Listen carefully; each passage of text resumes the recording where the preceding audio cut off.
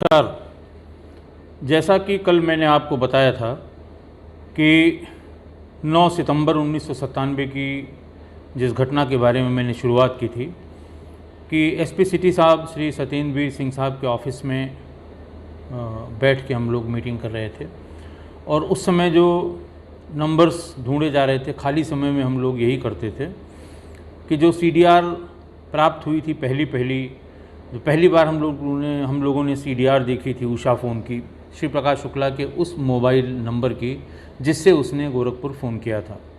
उसमें अलग अलग प्रांतों के नंबर थे और उसके बीच में ही थोड़ी देर में सत्येंद्रवीर सिंह साहब ने कहा कि यार आज भी चलो हम लोग चलते हैं। पिछले 4 दिनों से हम लोग जनपथ जाया करते थे।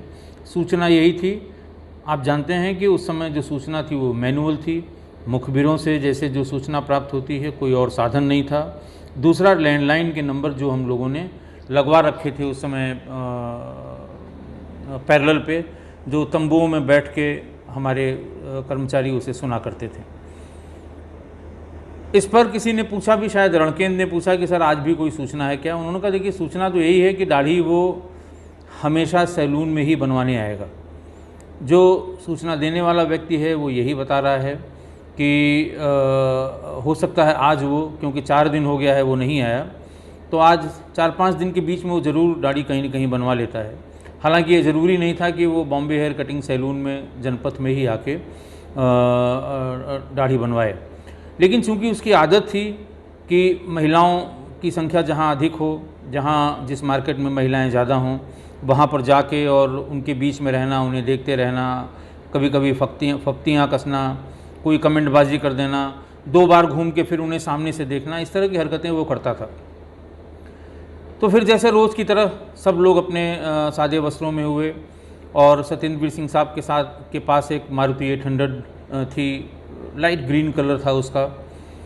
उस पर हम, रणकेंद्र, सत्येंद्रवीर सिंह साहब और सत्येंद्रवीर सिंह साहब यानी एसपी सिटी के पेशकार आर के सिंह बहुत ही सौम्य, सज्जन और बहुत ही जानकार आदमी थे। चूँकि एसपी सिटी के पेशकार थे तो जितनी वीआईपी ड्यूटियाँ, मेले, तीज, त्यौहार की ड्यूटियाँ हैं वो एसपी सिटी के यहाँ से निर्गत होती थीं और उसमें ड्यूटियाँ लगाई जाती थीं। किसी को अपनी ड्यूटी कटवानी है, किसी को लगवानी है, किसी को छुट्टी जाना है, तो शहर भर के सभी सब इंस्पेक्टर, इंस्पेक्टर और सिपाही उनसे परिचित थे। जो शासन से, डीजी ऑफिस से या तमाम तरह के शहर के बारे में सूचनाएं जाती हैं, बहुत प्रकार की सूचनाएं, कुछ लगभग रोज़, कुछ 15 दिन पर और कुछ 1 महीने पर विभिन्न जगहों को सूचनाएं ये भेजी जाती हैं। वो सूचनाएं संकलित करना, उनको तैयार कराना और समय से उनको भेजना, ये आर के सिंह का काम था। लेकिन इसके साथ साथ वो जो नंबर वाला काम हम लोगों ने नया शुरू किया था, किस टेलीफोन नंबर से कितनी बार कहाँ से बात हुई, क्या लोकेशन थी, उस आदमी का क्या नाम पता है, उसका क्या संबंध हो सकता है, ये जो वहाँ एक नए तरह का काम था जब हम लोग बैठ के करते थे, तो वो काम आर के सिंह करता था। उस दिन भी वो काम बहुत गहनता से चल रहा था। सत्येंद्रवीर सिंह साहब ने कहा कि आर के सिंह आप रुक जाओ, हम लोग होके आते हैं, तलाशी करनी है, 3 दिन से खाली हाथ ही लौट रहे हैं, कोई ज़रूरी नहीं है कि इस बार मिल जाए। उसने कहा नहीं साहब हम चलेंगे। उसका कारण उन्होंने बताया कि साहब आज एल्डिको ग्रीन के पार्क में मुरारी बाबू की कथा है, हम और हमारी पत्नी हम लोग ये कथा सुनना चाहते हैं, तो जल्दी काम यहाँ समाप्त करके और हम वहीं से सीधे घर चले जाएंगे, बस 2 पास का इंतज़ाम करा दीजिए। आप गोमती नगर थाने में किसी को कह दीजिए, हम जाके वहाँ से 2 पास ले लेंगे और हम और अपनी श्रीमती जी एल्डिको ग्रीन में जाके मुरारी बापू की कथा जो 9 बजे से शुरू होनी थी उसको सुनना चाहते हैं। ऐसा कह के वो भी साथ में चला गया। दारुल शफ़ा की तरफ से जो प्रवेश द्वार है जनपथ मार्केट का, उधर से हम लोग गए और वहीं ऊंचाई पर एक पहले पार्किंग हुआ करती थी, उसी पार्किंग में गाड़ी खड़ी कर दी गई मारुति 800। हम लोग निकले। आर के सिंह ने कहा कि साहब पीछे वाली एंट्री जो है हम यहाँ खड़े हो जाते हैं, यहाँ देखते हैं, चेक करना था कि बैग वाले कौन से लोग हैं, बड़ा बैग जिनके पास हो उनके बैग की चेकिंग करनी है, कहीं वो AK-47 लिए हुए हो, वही श्री प्रकाश हो, तो हम लोगों का काम बन जाएगा। सबसे पहले चारों लोग हम लोग गए बॉम्बे हेयर कटिंग सैलून की दुकान पे। आर के सिंह भीतर गया और उसने अंदाज से कहा कि साहब इस हुलिया, इस उम्र का कोई आदमी भीतर नहीं है। 1 बार 2 बार चक्कर लगा के गया। तो फिर हम लोग बाहर निकल आए आर.के. सिंह ने कहा साहब एक आदमी एंट्री गेट देख ले, एक आदमी बाहर का गेट जो हरजतगंज की तरफ से है वो गेट देख ले, आने जाने वालों में जो भी बैग लिए हुए हो उसको हम लोग देख लेंगे। फिर ये तय हुआ कि सब लोग एक साथ चलते हैं। हम लोग उधर से ही पीछे की तरफ से जो एंट्री है वहाँ से निकले। हज़रतगंज की तरफ जब रोड सामने वो मिल जाती है मेन रोड पे कोतवाली के सामने, वहाँ तक गए, फिर वहाँ से लौटे और फिर भीतर आते समय बाईं की तरफ जो चक्कर है, जिसने जनपद देखा है, जनपद में चारों तरफ दुकानें हैं, उसके बाद बीच में एक ऊंचा सा स्थान है, चबूतरा जिसे आप कह सकते हैं, जिसके नीचे अंडरग्राउंड दुकानें हैं और जिसके ऊपर तमाम सरकारी भवन हैं और जो ग्राउंड फ्लोर है उसमें चारों तरफ बहुत ढेर सारी दुकानें हैं। तो उसके चक्कर लगा के दाहिने हाथ की तरफ से ये हो रहा था कि अब चला जाए, काफ़ी टाइम हो गया, 7:30 पौने 8 बजे का समय रहा होगा। तो पीछे की तरफ से एक गैलरी है जो बाहर की तरफ निकलती है और सीधे पार्किंग स्थल पे जाती है जहाँ पे हम लोगों ने गाड़ी खड़ी की थी। इस बीच में आर.के. सिंह ऊपर ही रुक गया, या तो उसे किसी के बारे में शंका हुई होगी या फिर उसने बैग वाला कोई दूसरा व्यक्ति देख लिया था। हम लोग सीढ़ी से नीचे उतर आए, उस चबूतरे से नीचे उतर आए और उस पैसेज से होके जा रहे थे हम, सत्येंद्रवीर सिंह साहब और रणकेंद्र, और आर.के. सिंह वहीं ऊंचाई पर रुक गए थे। जैसे ही गली में घुसे, एक नाटे कद का ठिगना आदमी, बड़ा सा बैग, काफ़ी मतलब वो बैग उसके ऊपर सूट नहीं कर रहा था, मतलब छोटे आदमी के पास इतना बड़ा बैग थोड़ा अनयूजुअल लग रहा था। सत्येंद्रवीर सिंह साहब ने रोका, उसने कहा बैग खोलो। तो वो आनाकानी करने लगा, इधर उधर देखने लगा, आगे पीछे देखा उसने, बार बार उसकी चेन की तरफ हाथ लगाने की कोशिश करने लगा। सत्येंद्रवीर सिंह साहब ने पिस्टल निकाल ली अपनी, उसने कहा बैग खोल। इस बीच में मेरा ध्यान गया कि वो बार बार चेन खोल के हाथ भीतर डालने की कोशिश कर रहा है। मैंने चेन पूरी खोल दी। जैसे ही चेन खुली, वो सत्येंद्रवीर सिंह साहब का हाथ छुड़ा के वहाँ से सीधे भागा और ठीक बगल में, जैसे ही आप उस एंट्री गेट से जनपद की तरफ निकलेंगे तो बाएं हाथ की तरफ पहली ही दुकान टोपन दास की है, लखनऊ चिकन के कपड़ों की एक दुकान है। टोपन दास एक व्यापारी नेता भी हैं और वहाँ के दुकानदार भी हैं।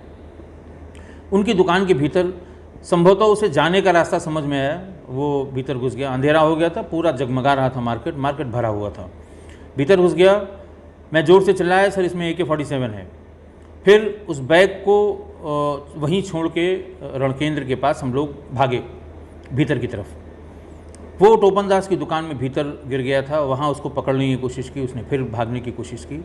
इस बीच में रणकेंद्र अपनी पिस्टल लेके, अब उसने भी पिस्टल निकाल ली। हमारे पास, हम सब लोग पिस्टल लेते थे और सादे वस्त्रों के नीचे छिपा के ले चलते थे, क्योंकि सामान्य आदमी किसी और को पिस्टल लगाए हुए सादे वस्त्रों में देख के उसे ये शंका होती है कि ये सादा आदमी पता नहीं ये पुलिस का है कि गुंडा बदमाश है कोई, तो उसको छिपा के चलते थे। तो हम, रणकेंद्र और सत्येंद्रवीर सिंह साहब, तीनों के हाथ में पिस्टल थी। अचानक उसने रणकेंद्र को देखते ही उसके पिस्टल पर हाथ लगा दिया और झपट्टा मारा, जबकि सब लोग वहीं खड़े हुए थे। उसकी ये हिम्मत देख के थोड़ा सा हम लोग भी सहमे। उसको फिर गिरा दिया गया ज़मीन पर, पैरों से उसे मारने की कोशिश की गई कि ताकि वो पिस्टल छोड़ दे रणकेंद्र की, लेकिन वो पिस्टल नहीं छोड़ रहा था। इसी बीच में उसे फायर करना पड़ा।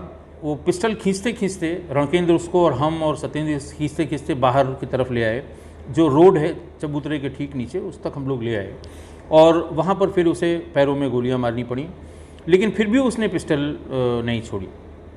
बड़ी मुश्किल से, हमारे ख्याल से जब गोलियों का असर हुआ होगा, बड़ी मुश्किल से उसने पिस्टल छोड़ी। लेकिन इस बीच में एक हल्ला और हुआ, हम लोग उससे ज़्यादा बात करते या उसको और टैकल करते। एक हल्ला और हुआ कि साहब ये बाहर की तरफ, दारुल शफा की तरफ वाले रास्ते में एक बदमाश और मारा गया है, उसको कई गोलियां लगी हैं। तो तब तक वहीं लोकल पुलिस रहती है, हज़रतगंज ठीक 20 कदम 50 कदम की दूरी पर थाना है। गोली चलने की आवाज़ सुन के या भीड़ भाड़ सुन के सिपाही भी आ गए, वहाँ से गाड़ी तुरंत आ गई और उसको, जो जिस आदमी को गोली मारी गई थी, जिसके पास से AK-47 मिली थी, उसको गाड़ी पे लाद के वो लोग वहाँ से ले गए। हम और सत्येंद्रवीर सिंह साहब सब लोग हम भागे, कहाँ पे मारा गया, कौन सा बदमाश मारा। हम लोगों को ये लगा कि हो न हो ये शिव प्रकाश दूसरा आदमी था जिसको आर.के. सिंह नहीं दिखाई दे रहा है, संभवतः आर.के. सिंह ने पीछा कर लिया। वहाँ मौके पर जब गए, जो आदमी गिरा हुआ था, सांस थोड़ी थोड़ी चल रही थी, हाथ पैर थोड़े थोड़े हिल रहे थे और ऐसा लग रहा था कि कुल 2-4 मिनट पहले, 5 मिनट पहले की घटना है। उसको देखा तो सबके होश फाख्ता हो गए। वो सत्येंद्रवीर सिंह साहब के पेशकार आर.के. सिंह थे। वो मुंह के बल गिरे हुए थे। उनकी जो पिस्टल की डोरी थी वो बाहर की तरफ पड़ी हुई थी और हल्का हल्का उनको छटपटाहट से जैसे होती है वैसी हो रही थी। संज्ञा शून्य हो गए हम सब लोग, कुछ समझ में नहीं आया। अपनी गाड़ी खड़ी थी वहाँ, उसी पर उनको तुरंत बिठा के हॉस्पिटल की तरफ ले गए। लेकिन हॉस्पिटल पहुँचने से पहले ही, मेडिकल कॉलेज पहुँचने से पहले ही आर.के. सिंह ने दम तोड़ दिया। ये बात जंगल में आग की तरह फैल गई कि जनपथ में हत्या हुई। जनपथ बहुत ही बड़ा मार्केट है, बिल्कुल हजरतगंज का वो हृदय है, हजरतगंज का केंद्र बिंदु है।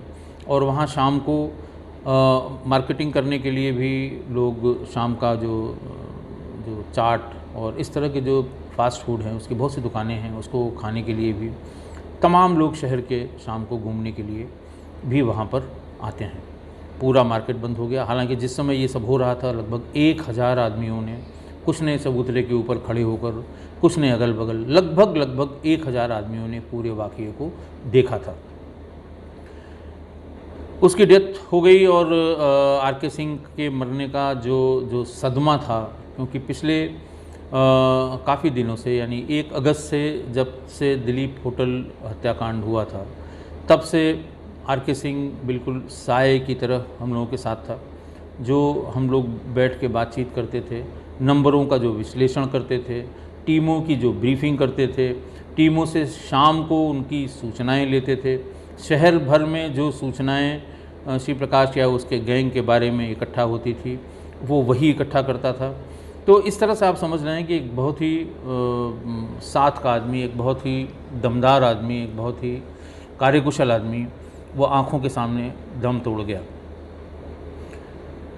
सुबेश कुमार सिंह साहब एसएसपी थे, मौके पर आ गए तुरंत। सब जगह सूचना दी गई वायरलेस से, पूरे शहर की नाकेबंदी की गई और हुलिया बताई गई। सभी लोगों के पास फ़ोटोग्राफ थे, लोगों ने सबको बताया गया कि इस हुलिया का आदमी देखा जाना चाहिए। इसी बीच में आधे घंटे बाद ही ये सूचना मिली कि दारुल शफा के बी ब्लॉक की सीढ़ियों पर एक काले रंग का बैग पड़ा हुआ है। बताने वाले ने ये भी बताया था कि साहब इसमें असलहे बहुत हैं। हम लोग केजीएमसी से भाग के सीधे वहाँ पहुँचे और वहाँ एक काले रंग का बड़ा पिट्ठू बैग जिसे कहते हैं, बैकपैक जिसे कहते हैं, वो पड़ा हुआ था। उसको खोल के देखा गया तो उसमें एक कार्बाइन और 2 छोटे असलहे उसमें रखे हुए थे। बड़ी मात्रा में कारतूस भी रखा हुआ था। आने जाने वालों ने बताया चूँकि दारुल शफा में विधायक आवास है, नया मंत्रिमंडल बना था, तमाम मंत्री थे, भीड़ बहुत थी। केयरटेकर जो वहाँ नाश्ता पानी चाय साफ़ सफाई से संबंधित लोग हैं वो वहाँ आते जाते रहते हैं। हमारा चौकी इंचार्ज दारुल शफा जो है वो भी मौके पर पहुँच गया था। उसने लोगों को बुलाया और ये इस्टेब्लिश किया कि ये आधे घंटे पहले ये बैग नहीं था। ये ठीक आधे घंटे पहले या 25 मिनट पहले ही ये बैग यहाँ देखा जाने लगा। यानी घटना और उस बैग के मिलने के समय में करीब 20 मिनट का अंतर था। ये अंदाज़ लगाया गया कि वो व्यक्ति यहीं दारुल शफा में होना चाहिए, या तो जाके उसने नीचे बैग फेंक दिया या बैग यहाँ रख के किसी के कमरे में घुस गया। आशा की थोड़ी सी किरण जागृत हुई कि हो सकता है आज ही हम कामयाब हो जाएं। पूरे शहर की फोर्स ने पूरे दारुल शफा को घेरा। कमरे जितने उसमें रूम हैं, कुछ पार्टियों की छोटी छोटी पार्टियों के कार्यालय भी थे, कुछ माननीय मंत्रीगण का वो चूँकि उनको नए बंगले नहीं मिले थे भी अपने, वो विधायक आवास में ही रह रहे थे। हर कमरे की, किचन की, लैट्रिन बाथरूम की तलाशी ली गई। ये पूरी प्रोसेस लगभग 1.5 घंटे तक चली, लेकिन कुछ हासिल नहीं हुआ, कोई भी व्यक्ति नहीं मिला। वहाँ से लौट के हम लोग आए। गोरखपुर के रहने वाले थे आर.के. सिंह, तब तक उनका परिवार भी आ गया था। लौट के हम लोग आए और फिर कोशिश की कि अब आगे क्या किया जाए, कहाँ भागा होगा, क्या हुआ होगा। फिर मौके पे गए कि आखिर आर के सिंह वहाँ कैसे पहुँच गया। वहाँ जो लोग बच गए थे, जो वहाँ के जिनके सामने ये घटना हुई थी, बाकी लोग तो दुकान बंद करके चले गए, ग्राहक या घूमने वाले भी चले गए, लेकिन दुकान से संबंधित कुछ लोग जो रह गए, उनसे जब बातचीत की तो उन्होंने बताया कि साहब, आप लोग जब एक आदमी से उलझे हुए थे जिसके पास बैग था, इसी बीच में ये दरोगा जी ऊपर से सीढ़ियों से तेज़ी से भागते हुए गए हैं, बहुत तेज़ी से गैलरी से निकल के गए हैं। संभवतः आगे जो लोग, और आगे उसने ये भी बताया कि आगे कम से कम 3 लोग भाग रहे थे जिनके पीछे आर के सिंह गए थे। उनके हाथ में पिस्टल थी, हाथ में पिस्टल लिए हुए थे और कुछ ज़ोर ज़ोर से चिल्ला रहे थे। इसी भाग दौड़ में जब वो पार्किंग का जो स्थान है, ठीक बीच में चौकोर स्थान था, उसमें चारों तरफ से जो पार्किंग का ठेका लेने वाला आदमी होता है, उसने पतले तार, कटीले नहीं सादे तार, वो लगा रखे थे उसको एरिया को डिमार्केट करने के लिए, या इसके लिए कि कोई इसमें से बिना टोकन दिए हुए या ऐसे ही अपनी गाड़ी को खुदा के या डाक के न ले जा सके। 3 तार लगे हुए थे, बहुत ऊंचाई नहीं थी, ज़मीन से वो करीब करीब 1.5 फीट या 2 फीट की ऊंचाई पे ही सीरीज़ में 3 तार लगे हुए थे। हमें ऐसा प्रतीत होता है, हम लोगों ने ये वहाँ पर जो रिकन्स्ट्रक्शन किया, जो बातचीत से समझ में आया कि वो बीच से भागे, वो तीनों भी पीछे से आगे आगे गए होंगे, और उसके बाद जब वो कूद रहे थे या उस ऊंचाई वाले चबूतरे के स्थान से नीचे कूद रहे थे दारुल शफा की तरफ, तब उनके पैरों में वो तार फंस गया होगा। वो भागने वाले तीनों आदमी दारुल शफा के गेट के भीतर जा चुके थे, लेकिन इस बीच में ये सड़क में जो तारकोल का काला हिस्सा होता है, उससे करीब करीब 1 फीट का वो हिस्सा और पटरी का हिस्सा ये मिला के गिर गए थे। वो तीनों वापस आए, इनके हाथ की जो पिस्टल थी वो गिर गई थी। ये बस उठने का प्रयास ही कर रहे थे। उनमें से एक ने उनके पीठ पे ज़ोर से पैर मारा और बाकी दोनों लोगों ने उनके हाथ की वो पिस्टल छीन ली। पिस्टल छीनने के बाद उनकी कनपट्टी में सटा के जितनी भी गोलियां उस पिस्टल में मैगज़ीन में थी, सारी गोलियां मार दी। उसके बाद वो पिस्टल को उसकी डोरी से ज़ोर से खींचा, जिससे उसका बकल जो डोरी में होता है वो टूट गया, और फिर वो लोग वही दारुल शफा के गेट के भीतर भाग गए। यहाँ ताज्जुब की बात ये थी कि जिस किसी ने दारुल शफा देखा है वो विधायक आवास, जब आप दारुल शफा से उसके मेन गेट की तरफ देखें तो उसका 2-3 मंजिले का हिस्सा साफ साफ दिखाई देता है। नया मंत्रिमंडल बना था। लगभग हर तल पे, पहले तल पे, दूसरे तल पे 3-3, 4-4 मंत्री हुए थे, और सबकी हाउस जो गार्ड लगती है उसमें उसके जो संतरी होते हैं, सब जनपद की तरफ मुँह करके अपनी राइफल लेके खड़े थे। उतनी ऊंचाई से नीचे की घटना बहुत साफ दिखाई दे रही होगी। कम से कम 6 संतरी ऐसे थे जो अपनी राइफल के साथ वहाँ खड़े हुए थे, और निश्चित रूप से उन्होंने इस भगदड़ को, गोली चलने की आवाज़ को, वहाँ से लौट के जाना, सब इंस्पेक्टर का गिरना, उसकी पिस्टल छीन के उसको मार देना और फिर वापस चला जाना 100% देखा होगा। लेकिन किसी ने न तो रिएक्ट किया, किसी ने न तो इस बाबत किसी को बताया, न किसी ने भीतर घुस के जानने की कोशिश की अपने कमरों में, या जो लोग भी रहे होंगे वहाँ, कि देखिए नीचे किसी आदमी को गोली मारी गई है। कोई भी कुछ भी बताने को तैयार नहीं था। उस समय, जिस समय की ये घटना है, लगभग 7:30 बजे की, उस समय मार्केट में ही, जनपद मार्केट में, चूँकि चारों तरफ से दीवार हैं, आने और जाने का एक ही रास्ता है, एक तरफ से आने का, एक तरफ से निकलने का, एक हज़रतगंज कोतवाली की तरफ, दूसरा दारुल शफा की तरफ। वहाँ कम से कम 1000 आदमी मौजूद थे पूरे मार्केट में। जहाँ ये घटना हुई तो वहाँ 500 आदमी मौजूद थे। जहाँ आर के सिंह को गोली मारी गई वहाँ 200-250 आदमी मौजूद थे। और वहाँ मौजूद लोगों का मतलब कोई ऐसे डरने वाले लोग नहीं, कोई ऐसे सड़क राह चलते लोग नहीं, बल्कि वहाँ ख़रीदारी करने वाले सोसाइटी के हर स्ट्राटा के, हर तबके के लोग थे। लेकिन किसी ने रिएक्ट नहीं किया। बात तो ये लाजमी है कि कोई गोली मार रहा है, उसके सामने कोई उसे ललकार दे, ये अपेक्षा भी नहीं की जाती है, कोई नहीं करेगा, और हर आदमी डरता है, अपनी जान को डरता है। लेकिन कम से कम वहाँ सब जगह पुलिस थी। वहाँ से निकलेंगे तो चौराहे पे पुलिस थी, इधर से निकलेंगे नगर निगम वाले चौराहे पे पुलिस थी, और तो और दारुल शफा के हर फ्लोर पे संतरी खड़े हुए थे। लेकिन न तो किसी पुलिसकर्मी ने, न ही किसी प्राइवेट व्यक्ति ने ये न सूचना देने की कोशिश की, न बताने की कोशिश की कि ये घटना वहाँ पर हुई है। अगले दिन हम लोग इसी पूरी रात इसी उलझन में रहे, कहीं कोई पता नहीं लगा कि कौन आदमी थे और कहाँ चले गए। अगले दिन पोस्टमार्टम जल्दी कराने के चक्कर में हम लोग पहुँचे वहाँ पोस्टमार्टम हाउस। वहाँ अजीब नज़ारा था, पूरे शहर के सारे एसओ, इंस्पेक्टर, सारे लोग वहाँ मौजूद थे। परिजनों का करुण क्रंदन था वहाँ पर, उनका शोर अलग से सुनाई दे रहा था। भीतर पोस्टमार्टम शुरू हुआ। एक बड़ी फ़ौज पत्रकारों की भी थी, जो हर पोस्टमार्टम के समय आने जाने वाले हर आदमी से अलग ले जाके ये पूछते हैं कि क्या रहा, कितनी गोली थी, क्या क्या मिला। इसी बीच में एक आदमी ने भीतर से आके बताया, और जैसे ही कोई भीतर से आता था 10, 20, 50 पत्रकार घेर लेते थे। उसने आके बताया कि साहब 9 गोलियां लगी हैं, कनपट्टी पर लगी हैं, ब्लैकनिंग टैटूइंग मौजूद है।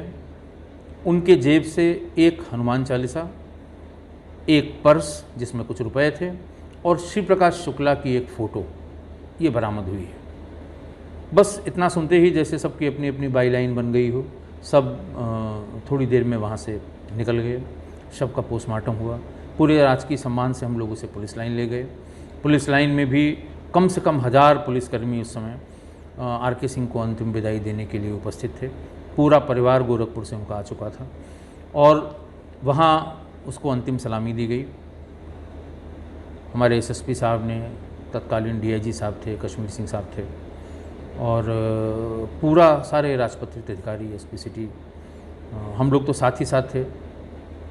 बहुत ही कारुणिक उस समय दृश्य था, बहुत दुख हो रहा था। इसी बीच में सत्येंद्रजीत सिंह साहब ने मुझसे कहा कि सुबेश कुमार सिंह साहब सिर नीचे किए हुए हैं, कुछ ऐसा लग रहा है, हम लोगों को उनके पास चलना चाहिए, कुछ ज़्यादा दुखी हैं। हम लोग उनके पास गए, देखा वो फपक फपक के रो रहे थे। बहुत कठोर हृदय के व्यक्ति, जिनसे सामान्य रूप से किसी की सामान्य बात करने की भी हिम्मत नहीं पड़ती, जो बहुत ही दृढ़ व्यक्ति, बहुत ऐसे स्वभाव के कि जिनको देख के नहीं लगता है कि वो कभी वो इमोशंस उनके ऊपर कभी हावी होते होंगे। तो वो हम लोगों से उन्होंने कोई बात नहीं की, चुपचाप गाड़ी में बैठे और चले गए। हम और सत्येंद्रजीत सिंह साहब भी एक गाड़ी में बैठे कि घर पर चल के इनसे कुछ बात करते हैं, आपस में बैठ के बात करेंगे, कुछ दुख हल्का करेंगे। हम लोग वहाँ पहुँचे, पोर्टिको में गाड़ी लग गई थी और सुबेश कुमार सिंह साहब उतर रहे थे, सिर नीचा किए हुए थे।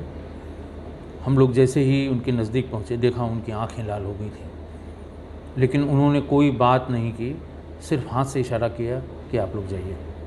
हम लोग वहाँ से चले आए और इस असीमित दुख के लिए कोई शब्द नहीं थे। अगले दिन फिर काम शुरू हुआ, फिर वही रूटीन आया।